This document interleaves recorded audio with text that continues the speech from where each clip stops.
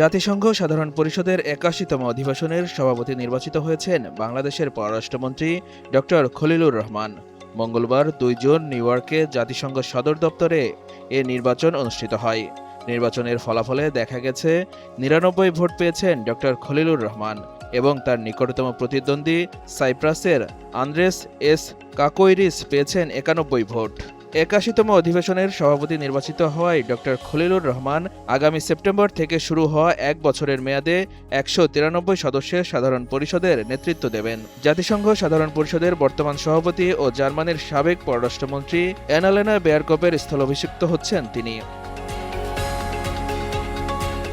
১৯৮৬ সালে তৎকালীন পররাষ্ট্রমন্ত্রী হুমায়ুন রশিদ চৌধুরী জাতিসংঘ সাধারণ পরিষদের ৪১তম অধিবেশনের সভাপতি নির্বাচিত হন। প্রায় ৪০ বছর পর আবারও বাংলাদেশ থেকে কেউ জাতিসংঘ সাধারণ পরিষদের সভাপতি নির্বাচিত হলেন।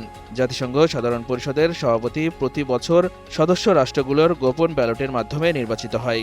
জাতিসংঘের ১৯৩টি সদস্য রাষ্ট্রের প্রত্যেকটির একটি করে ভোট রয়েছে এবং নির্বাচনে সংখ্যাগরিষ্ঠতা অর্জনকারী প্রার্থী হন সভাপতি। এদিকে জাতিসংঘ সাধারণ পরিষদের ৮১তম অধিবেশনের সভাপতি নির্বাচিত হয় পররাষ্ট্রমন্ত্রী ড খলিলুর রহমানকে অভিনন্দন জানিয়েছেন প্রধানমন্ত্রী তারেক রহমান। রাতে নিজ ভেরিফাইড পেজে দেওয়া ফেসবুক পোস্টে অভিনন্দন জানান প্রধানমন্ত্রী।